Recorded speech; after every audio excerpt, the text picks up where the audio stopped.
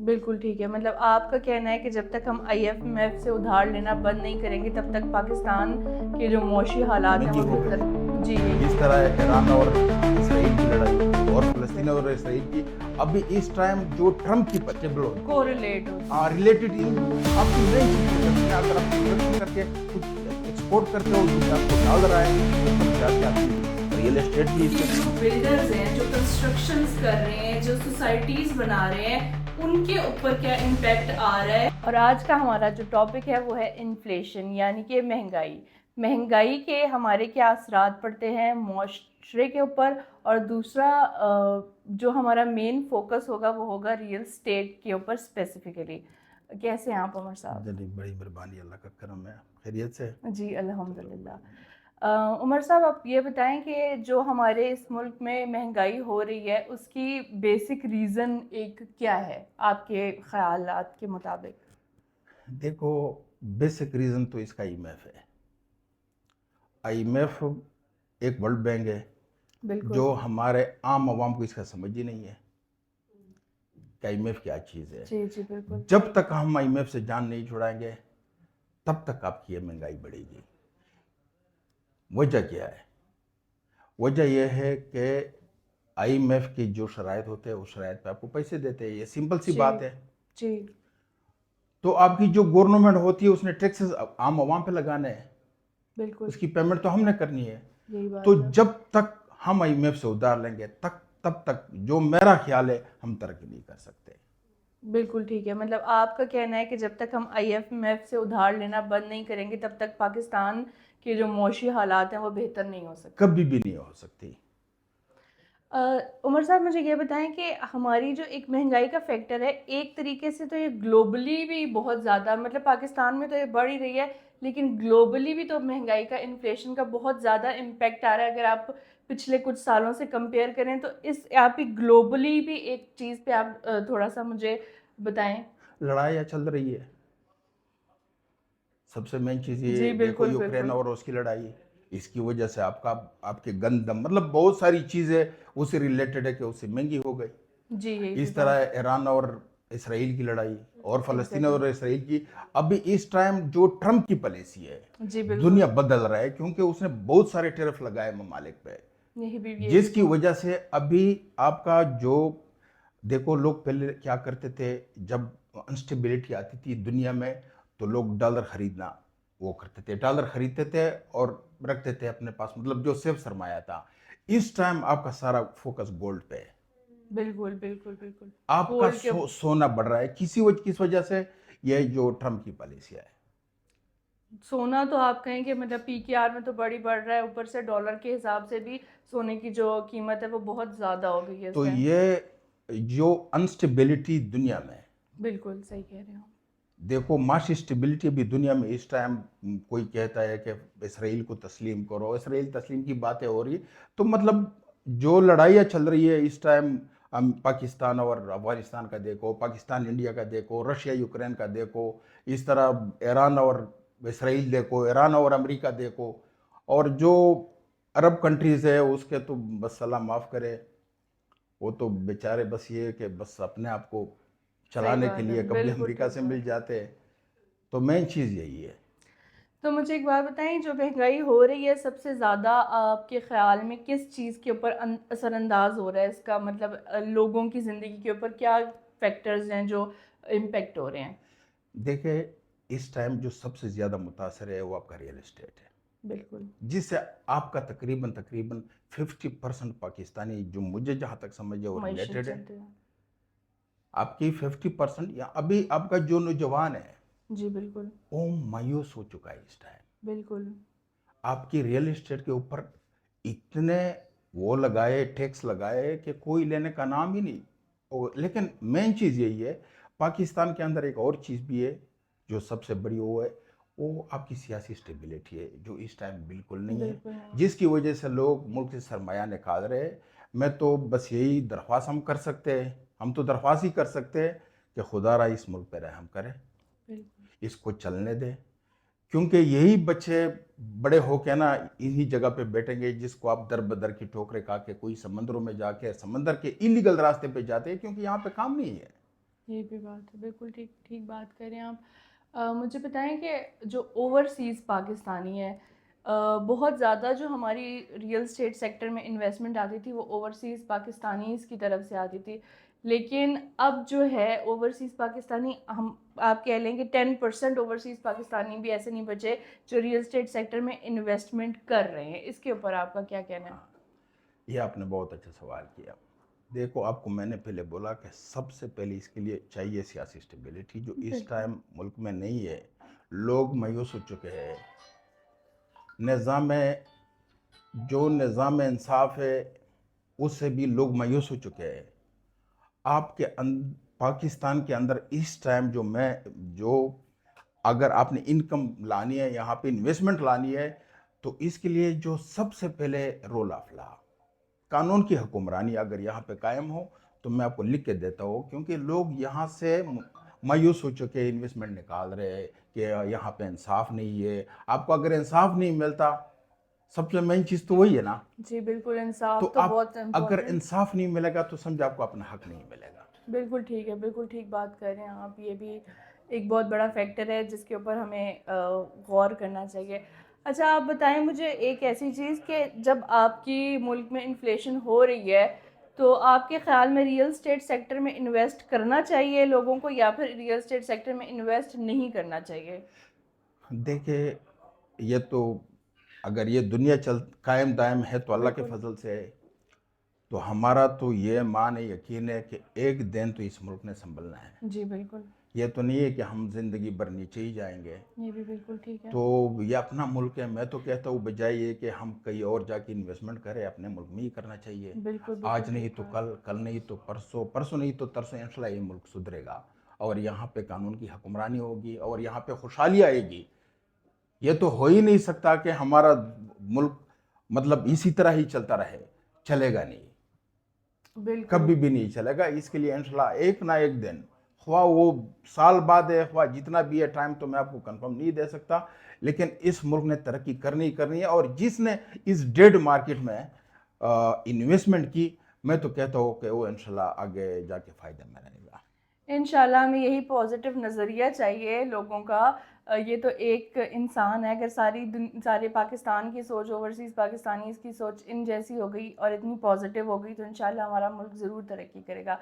اچھا یہ تو ہم نے بات کر لی انویسٹمنٹ پوائنٹ آف ویو سے۔ ایک اور پوائنٹ آف ویو سے میں آپ سے کچھ سوالات پوچھنا چاہوں گی کہ جو بلڈرز ہیں، جو کنسٹرکشنز کر رہے ہیں، جو سوسائٹیز بنا رہے ہیں، ان کے اوپر کیا امپیکٹ آ رہا ہے انفلیشن کا؟ کیونکہ آپ دیکھیں کہ جب آپ انیشیلی کسی چیز کو بک کرتے ہیں، وہ آپ ایک کوئی 5 سال کا یا 2 سال کا یا 3 سال کا پلان بناتے ہیں کہ اس حساب سے مہنگائی بڑھے گی، لیکن ہمارے ملک میں جو مہنگائی بڑھ رہی ہے یا دنیا میں جو مہنگائی بڑھ رہی ہے وہ بہت ہی ڈفرینٹ ریشوز پہ بڑھ جاتی ہے، جس کی وجہ سے کنسٹرکشن کاسٹ اور یہ ساری چیزیں بہت افیکٹ ہوتی ہیں۔ اس کے اوپر آپ کیا کہیں گے؟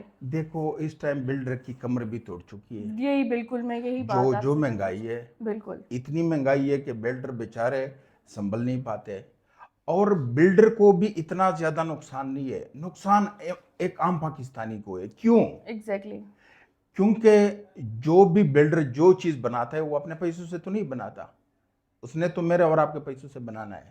بہت ساری سوسائٹیاں میں نے دیکھی ہے جو اس نے ڈیولپمنٹ چارجز پہ ہونے کے باوجود دوبارہ بھی کسی نے ڈیولپمنٹ چارجز کی مد میں، کسی نے ٹرانسفارمر کی مد میں، کسی نے روڈ کی مد میں، دوبارہ جو اس کے کلائنٹ ہے جس نے فائل ہے یا پلاٹ لی ہے، وہ جو بلڈر کے اوپر آتا تھا وہ اس نے وہاں پہ لگا دیا۔ تو نقصان بلڈر کی بجائے عام پاکستانی کا زیادہ ہے۔ ہاں، اگر یہاں پہ مہنگائی نہ ہوتی تو بلڈر بیچارہ بھی کچھ نہ کچھ برداشت کر لیتا۔ ایگزیکٹلی، بالکل ٹھیک کہہ رہے ہیں۔ تو آپ مجھے یہ بتائیں کہ مہنگائی تو بڑھ رہی ہے، تو آپ ہماری عوام کو کیا مشورہ دیں گے کہ جو میں اس بڑھتی مہنگائی میں ان کو ریئل اسٹیٹ میں انویسٹ کرنا چاہیے، یا پھر کوئی الٹرنیٹیو جو ہے ان کو انویسٹمنٹ پوائنٹ آف ویو سے سوچنی چاہیے، کوئی چیزیں، کوئی کاروبار شروع کرنا چاہیے، یا ریئل اسٹیٹ سیکٹر اس ٹائم بیسٹ ہے جس میں وہ اپنا پیسہ جو ہے وہ ملٹیپلائی کر سکتے ہیں؟ دیکھو، ملک ترقی کرتی ہے پروڈکشن کے ساتھ۔ بالکل ریئل اسٹیٹ تب ہی آپ کا چلتا ہے جب آپ کی اکانومی مضبوط ہو، جب آپ کی ہاں اسٹیبلٹی ہو۔ آپ خود دیکھیں، ایک گھر मतलब मुल्क की एक घर की मानंद है। अगर एक घर में जिसके पास पैसे है तो वो अपने लिए गाड़ी भी खरीदता है, वो अपने लिए दुकानें भी, बंगले भी, हर चीज़। इसी तरह एक मुल्क भी है।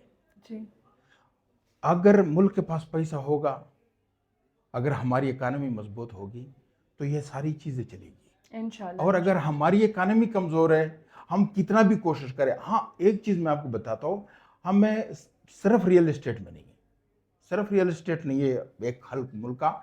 मेन चीज़ प्रोडक्शन है। आप प्रोडक्शन करके एक्सपोर्ट बढ़ाओ, तब भी जाके आपकी जो रियल एस्टेट है, ये चीज़ें इन चीज़ों के साथ स्टेबल होती है, कोरिलेट होती हैं। रिलेटेड। इन आपकी मेन चीज़ प्रोडक्शन है। अगर आप प्रोडक्शन करके कुछ एक्सपोर्ट करते हो जिससे आपको डॉलर आए, तो तब जाके आपकी रियल एस्टेट भी इसके साथ स्टेबल हो जाएगी। बिल्कुल, मतलब साइड बाय साइड दोनों चीज़ें चलाएं। अपने जो गुड्स है, प्रोडक्शन है, फैक्ट्रीज़ है, उनको भी लगाएं, उनके ऊपर भी आप मेहनत करें, और जो आपके पास पैसा बचता है उसको आप रियल एस्टेट सेक्टर और दूसरी चीज़ों में इन्वेस्ट लाजमी करें। इसी चीज़ से आपके जो रुपया है उसकी जो एक कदर है वो बढ़ सकती है, वरना इसके अलावा तो कोई भी हल आपको नज़र नहीं आता, क्योंकि पैसा पड़ा पड़ा बैंकों में एक आपकी तरफ बहुत वो इतना रिड्यूस हो रही है उसकी बिल्कुल। वो आपको समझ नहीं आती है कि क्या हमने करना है। देखो, आपने एक अच्छी बात की, हमारी करेंसी बहुत डिवेल्यू हो गई, जी बिल्कुल, एग्जैक्टली। जिसकी वजह से लोगों को पता भी नहीं है। अगर करेंसी पिघलती है और आपके पास फॉर एग्जांपल करोड़ रुपया पड़े और आपकी करेंसी में कोई 1 रुपये का फर्क आया, समझो आपने 1 लाख का नुकसान किया, एग्जैक्टली एग्जैक्टली। तो आपके करोड़ 99 लाख बन गए। नहीं होंगे यार, करोड़, काम 99 लाख का करेंगे। सही बात तो है। ये चीज़ें हमारी एक्सपोर्ट के साथ, जब हम प्रोडक्शन बढ़ाएंगे, हम एक्सपोर्ट करेंगे और यहाँ पे हम डॉलर लाएंगे, तब भी जाके अगर आपके घर में आपके पास पैसे है, तो तब जाके आपके पास अमन भी है, आपके पास खुशहाली भी है, आपके पास हर चीज़। एग्जैक्टली। अगर आपकी इकोनॉमी स्टेबल है तो हर चीज़। अब अगर आपके पास घर में पैसा नहीं है, तो क्या आप घर में दाल साग खरीद सकते हो? नहीं नहीं, कर घर सकते। नहीं चलता, घर नहीं चलता तो एक मुल्क तो चलाना बहुत एक बड़ी बात है ऑब्वियसली। अगर हमारे पास पैसे नहीं होते, एक छोटे से 4 लोगों की फैमिली में तो इतना बड़ा मुल्क जिसमें इतने सारे लोग रह रहे हैं, उसकी स्टेबिलिटी तो बिल्कुल भी नहीं हो सकती। आपने जो भी पॉइंट्स रेज किए वो बिल्कुल उनके साथ मैं इत्तफाक करती हूँ। तो आप एक क्लोजिंग नोट के ऊपर क्या मशवरा देना चाहेंगे हमारे प्यारे पाकिस्तानियों को कि हमें इस चीज़ के साथ किस तरह से डील करना चाहिए? देखिए, पहले तो मैं ये कहूँगा कि सबसे पहले पाकिस्तान है। बिल्कुल, अगर ये मुल्क है तो हम भी है, क्योंकि ये हमारी पहचान है। एग्जैक्टली। तो मैं तो बस यही दुआ भी करता हूँ और ये ख्वाहिश भी है कि हम हर पाकिस्तानी इसको अपना मुल्क समझे, इंशाल्लाह अल्लाह अपना करे। घर समझे। और अगर यहाँ पे करप्शन के बाजार, दो नंबरी, फ्रॉड, धोखे, बेईमानी ये चीज़ होगी, तो इसके साथ तरक्की नहीं आ सकती। ठीक कह रहे हैं आप। ये चीज़ें हमने निकालनी है और हमने पाकिस्तानी बन के एक दूसरे की मदद करनी है, और पाकिस्तान के लिए जो भी बेहतर होगा हमने वही करना है। लेकिन मेन चीज़ एक्सपोर्ट है, हमने एक्सपोर्ट बढ़ाना है। जहाँ तक मुझे लगता है एक्सपोर्ट के बगैर हमारा प्रोडक्शन पे आपने फोकस करना है। इस टाइम प्रोडक्शन मेन चीज़ है। आपकी फैक्ट्रियाँ लगनी चाहिए जिससे आप एक्सपोर्ट करें और डॉलर आए इस मुल्क में। जब डॉलर आएंगे तभी जाके आपकी खुशहाली आएगी। अभी इस टाइम जब तक हमने, मतलब मेरा मेन चीज़ यही है कि जब तक हमने IMF से जान ना छुड़ाया हो ना, अगर आपके ऊपर कर्ज है, फॉर एग्जाम्पल एक घर है, उसका कारोबार भी है करोड़ों का और वो अरबों का मकरूज है। जी बिल्कुल। कारोबार तो उसकी गाड़ियां, बंगले, वो चीजें तो चल आप रहे देखते हैं। रहेंगे, वो चलते हैं। लेकिन वो क्या करते हैं, साल हाँ साल पुराना वाला चीज रिन्यू करते हैं, उसके ऊपर सूद देते हैं। आपकी गाड़ियां तो या घर या बंगले वही जगह पे होती है, जी लेकिन पीछे से आप और भी मकरूज होते हो। तो जी। ये 1 साल 2 साल या एक टाइम तक आप ये चीज चला सकते हो। आखिर में जाके आपको ये घर, बंगले, गाड़ियां ये बेच के भी आप पीछे वाला उधार नहीं चुका नहीं झुका पाएंगे। सकते, बिल्कुल ठीक कह रहे हैं आप। एज ए इकोनॉमी तो हमने बात कर ली, लेकिन आप मुझे ये बताएं कि इकोनॉमी बेहतर करने के लिए हमें एज ए इंडिविजुअल क्या क्या स्टेप लेने चाहिए, हमें अपने आप पे किस तरीके से काम करना चाहिए कि हम एक कम्युनिटी के हिसाब से किस तरीके से एक अच्छा मुल्क बना सकते हैं और एक अच्छे मुल्क के ऊपर काम कर सकते हैं। मेरे ख्याल में तो हम एक एग्रीकल्चर कंट्री है। बिल्कुल। اور ہمیں فوکس کرنا چاہیے ایگریکلچر پہ. بالکل. ابھی آپ فار ایگزامپل میں آپ کو یو ای کا مثال دیتا ہوں. وہاں کا کلائمیٹ آپ دیکھیں گے تو گرمی میں آگ وہاں پہ برس رہی ہے, ٹھنڈی کا تو نام ہی نہیں ہے بہت. لیکن وہاں پہ آپ جا کے دیکھیں گے تو وہاں پہ اس نے جو فارمنگ بنائی ہے, مطلب گرمی سے ٹھنڈی میں ہیبیٹیٹس جو بنائے ہیں, ہاں جو بنائے, تو وہاں پہ وہ لوگ گرمی کی سبزی یا گرمی کی چیزیں وہ ٹھنڈی میں بناتے ہیں, اور وہ ٹھنڈی والے گرمی میں بناتے ہیں, تو وہ جا کے ایکسپورٹ کرتے ہیں. ایگزیکٹلی, ان کے پاس ریسورس اتنا زیادہ ہے اور اچھے طریقے اور سے ہمارے پاس زمین تو میں کہتا ہوں کہ ماشاءاللہ پاکستان کی زمین, وہاں پہ تو آپ کو کیمیکل کے علاوہ آپ کچھ بنا ہی نہیں سکتے. آپ جتنی بھی چیزیں بنائیں گے وہاں پہ آپ کو کیمیکل کے ساتھ بنانے پڑیں گے. اور پاکستان کا جو موسم ہے, جو زمین ہے, ہماری جو ویدر ہے نا, یہ سوٹیبل ہے ہر چیز کے لیے. تو 4 موسم ہے. تو یہاں پہ میں تو یہ کہتا ہوں کہ ہمیں زراعت پہ فوکس کرنی چاہیے, ایگریکلچر. اور ہمیں اس کے ساتھ ابھی دیکھو, ہم کبھی انڈیا سے امپورٹ کرتے سبزیاں وغیرہ, کبھی افغانستان سے فروٹ وغیرہ, تو یہ چیزیں تو موسم ہمارے پاس تو ہے نا. اگر گورنمنٹ تھوڑا کوآپریشن کرے گا اپنے عوام کے ساتھ, کیونکہ گورنمنٹ تو ہم سے ہی ہے نا, اور ہم ہی گورنمنٹ ہے, تو اگر گورنمنٹ تھوڑا سپورٹ کرے, ہمارے پاس جو زمین ہے, جو چیزیں ہے, اگر وہ تھوڑا سا بھی کرے, تو مجھے تو لگتا ہے کہ انشاءاللہ ہم IMF سے بھی اسی ایگریکلچر کے ساتھ ہی جان چھڑا سکتے ہیں. بالکل. عمر صاحب, آپ سے بات کر کے بہت اچھا لگا, آپ کی نظریے جان کے بہت اچھا لگا, آپ سے کافی کچھ ہمیں سیکھنے کو ملا, تو اس کے لیے میں آپ کا بہت شکریہ ادا کرنا چاہتی ہوں. اسی نوٹ کے اوپر ہم ختم کرتے ہیں آج کا دن. بہت شکریہ عمر صاحب آپ کا یہاں آنے کا اور ہمیں اپنا ٹائم دینے کا. تھینک یو, بڑی مہربانی آپ کے دیار مارکیٹنگ کا. میں بہت مشکور ہوں کہ اس نے مجھے اتنا وہ کیا اور بلایا, اس کے لیے بڑی مہربانی آپ لوگ.